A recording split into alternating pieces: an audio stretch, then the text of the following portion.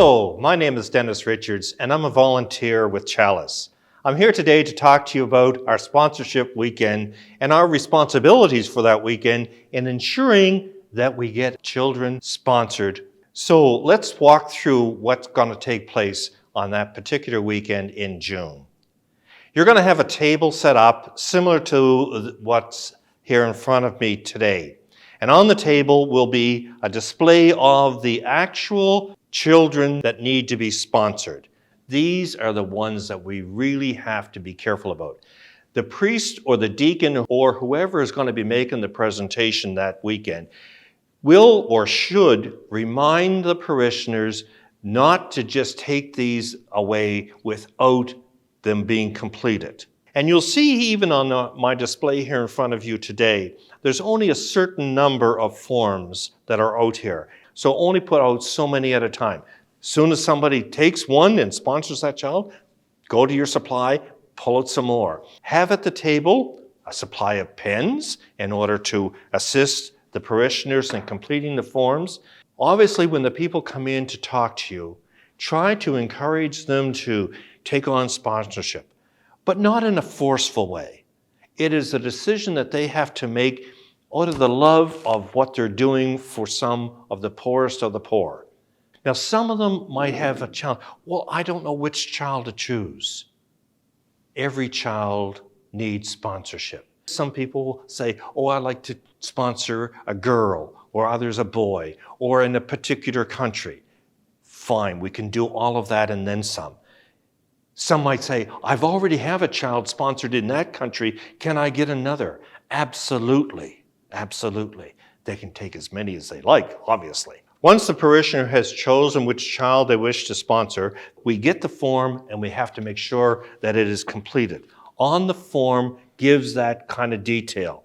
Name, address, contact information, and how are they going to make their payment.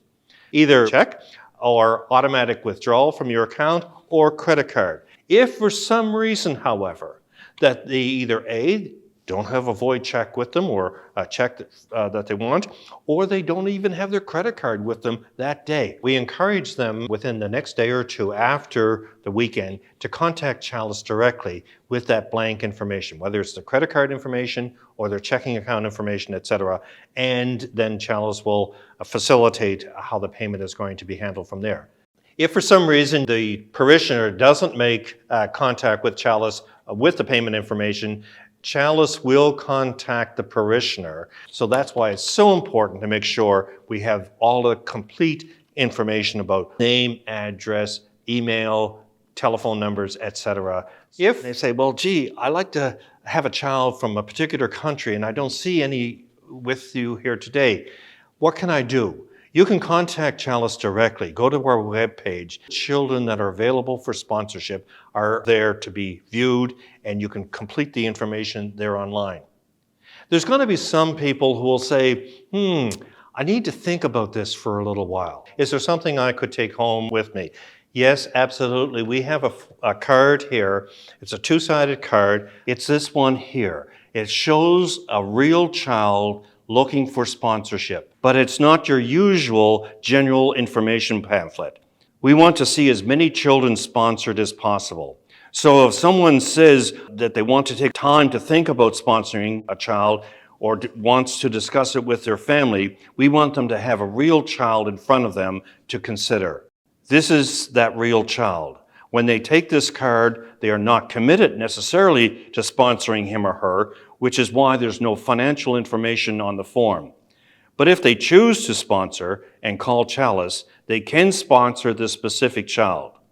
All across Canada, every parish has a different child featured on its take-home card. He or she is your parish child. So yes, this is Chalice sponsorship literature that they can take home if they're not ready to commit on the spot. It is not a sponsorship booklet, but it will give potential sponsors the opportunity to look into the face of a child who needs their help. We hope that you, the volunteers, will feel a sense of stewardship for this child assigned to your parish and be enthusiastic about explaining the card and our hopes for this child. Now, there will be people who will come up to you during the weekend and say, look, I've already got some children sponsored, or no, I'm just not in a position to do that, but can I give you some money? And so there's a form here that if they gave you a check or cash, and just get their name and address. The purpose of making sure we get that recorded is that if it's an amount that qualifies for tax receipt, they're going to get a tax receipt for the amount that they're going to contribute. So your job as volunteers at the table is to get their name, address, and information. If for some reason they don't care about a tax receipt, they just want to give you some money, you would just write down the amount that they gave, but no other information is necessary on that form. So while we're at the table, people will come up to you. Now, some will want to have a nice long conversation with you, and that's nice, but unfortunately, it's not always practical for this weekend. So try to keep the conversations as short as possible, being professional in your way and being courteous and respectful of them, but you have a number of people that you want to talk to, and the more sponsorships as possible. We want to make it easy for people to sponsor children. This is our goal, this is our ambition, and with your help and assistance, we can come off this weekend with a lot more children sponsored and a lot more healthy, educated young people through our sponsorship. So now that we finished that particular Mass, if you have further Masses, then you would pick up all of the brochures. Can't leave them laying around. Remember what we talked about there, as well as any cash money that you would have received. Take control of that. Once you have completed your final Mass of the day, make sure that everything is tidied up, brochures are collected. Make sure that the church is left just the way it was when we walked in first thing in the morning. We want to give a good experience for the parish because we're going to come back another time, and we want to make sure that we're going to be welcomed back because we did such a wonderful job for them and for the parishioners of the parish.